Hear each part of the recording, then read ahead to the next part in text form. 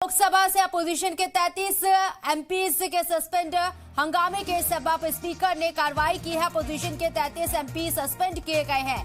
MP Adhir Ranjan Chaudhary भी suspend किए गए हैं और बार बार अधीर रंजन चौधरी के जरिए ये मुतालबा भी किया गया है कि जो सस्पेंशन हुआ है वो बहाल किया जाए। ये एक लेटर भी लिखा गया है। लेकिन आपको बता दें कि लोकसभा से अपोजिशन के 33 एमपी को सस्पेंड कर दिया गया है। ये बड़ी खबर आपको बता रहे हैं। एमपी सस्पेंड हुए हैं। हंगामे के सबब स्पीकर ने ये कार्रवाई की है। वाज़ेह रहे कि यहाँ जिस तरीके से विंटर सेशन चल रहा है और अपोजिशन लगातार संसद चूक मामले को लेकर बहस का मुतालबा कर रही है। वज़ीर दाखिला अमित शाह सदन के अंदर पार्लियामेंट के अंदर बयान दे, इसका मुतालबा किया जा रहा है। हंगामा हो रहा है और अब इस हंगामे को देखते हुए आपको बताएं कि पार्लियामेंट की कार्रवाई नहीं चल पा रही है और इसी वजह से अब ये माना जा रहा है कि जो सस्पेंशन हुआ है वो हंगामे के सबब किया गया है। स्पीकर के जरिए अपोजिशन के 33 एमपीज को सस्पेंड कर दिया गया।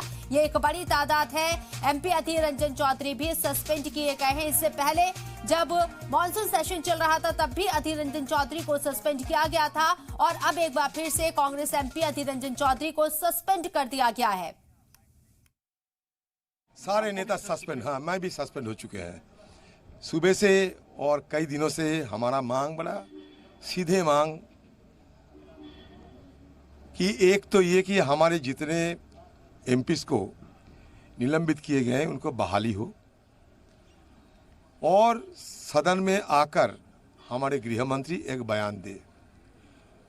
जो बयान सदन की बाहर रोजाना देते हैं, टीवी की सामने बैठ के सारे देशवासियों की सुनाते हैं, उसमें से कुछ सदन के अंदर आकर वो कहे और हमारे सबको और देशवासियों को अवगत कराएं कि अगले तारीख में सदन के और इसके साथ साथ देश की सुरक्षा के लिए सरकार क्या क्या कदम